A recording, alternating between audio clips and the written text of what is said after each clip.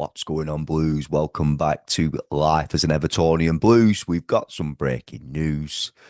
Everton have signed a pacey winger. The lad from Chelsea, Tyrique George, signs on loan until the end of the season with an option to buy. Blues, listen, I'm going to be honest. I've seen snippets of this lad on YouTube. I think I've seen him play one game. So I'm not somebody who, knows this lad inside out. But what I am seeing is that he's got pace, very similar to like Saka from Arsenal. And listen, I'm not saying that he's Saka, but very similar in terms of style.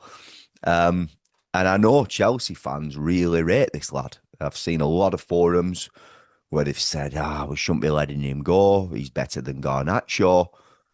So, Blues, this seems like this is a good signing. And for the lad to really get on with his career. Listen, I know it's only until the end of the season, but with an option to buy, listen, if he does the job for Everton, I'm sure we can get a deal done like we just did, like we've done with Keenan Dewsbury from Chelsea. So, Blues, let me know your thoughts on this. I'm also seeing news trending that Harrison Armstrong is going to stay at Everton. For me, this is music to my ears. I wanted him to stay. I want him to be a part of this squad. I think we need him part of this squad. It feels like a signing in a lot of ways. So, positive news, Blues. We've heard rumours today that, listen, Juventus were in heavy for Beto on loan, but Everton didn't want to let him go on loan. So whether this goes to the wire or not, and Everton bringing another striker, I don't know, Blues. But I'm really pleased for Beto yesterday. Really good to come off the bench. I looked at the stats where Tieno Barry was on the pitch for 89 minutes, didn't have a shot on target. Beto came on the 89th minute, on for 10 minutes, scored in the 97th minute, one shot on target, one goal. So fair play to Beto in scraping that point for us, Blues, because I'm telling you now, it was much needed. Going into the game yesterday, we're going to do a final summary on that video on that game now. Listen, Blues, we did well in the end to come away with a point that felt like a victory in the end because that first half was very drab. It was a weary performance, I thought. I thought David Moyes had got the lineup wrong again. Not massively, but I really didn't understand Harrison Armstrong playing on the right hand side. And yeah, fair enough. You might play him on the right hand side, but at least have a little bit of width and have Nathan Patterson in the fullback area. And we didn't have either. We had Jake O'Brien, just a solid unit as a right back, doesn't want to really offer much in an offensive manner. And Harrison Armstrong, it's just not his natural position. So, massively, Moyes had got that wrong there. Listen, I thought to myself when Keenan Dewsbury all missed that massive chance, if that would have gone in, it would have been a David Moyes masterclass because, I couldn't see Everton then conceding. Although I thought the goal that we did concede were really, really poor. I thought both teams were poor yesterday. I really do. But we managed to get that point, Blues, and that's what's important at the end of it. We've not gone there and lost. We keep the fantastic away display performances, keep going because we've been weary at home. It hasn't been good to watch at home. We are a better watch away from home. And that second half performance was much better. We started to get on the front foot and cause Brighton a few problems. But for me, and I listen, I see the frustrations.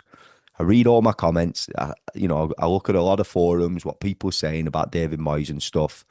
And it is frustrating. You take the rough with the smooth with him. Sometimes it's good, and sometimes it's not great. But listen, he's a manager who likes to, how can I put this? Be hard to beat. Okay, he's a manager who sets up to be hard to beat. And listen, he would take 1-0 wins every single week. And for me, where I'm at as an Evertonian. You know, I can't speak for every Evertonian out there because I see the frustrations and I do get them. I am sleeping at night, Blues, and I weren't doing for 3 years. It was like, are we going? Is this the time when we're going? Are we getting relegated? And I no longer feel like that. I'm looking for the next. Can we get into Europe? And I rather feel like that than I have been feeling over the last few years. So for me, Moyes has still got time for me. And he's listen, we've brought in a bit of pace tonight, and this Tyrique George, and that's what Everton have been crying out for. And I hope this transfer business, this transfer window, I hope there's a little bit more movement. I really hope we bring somebody else, whether it's a striker or a fullback. I hope we are working hard behind the scenes. I'm sure we are. And, I'm really welcoming this signing, Blue. So let me know your thoughts on Tyrique George.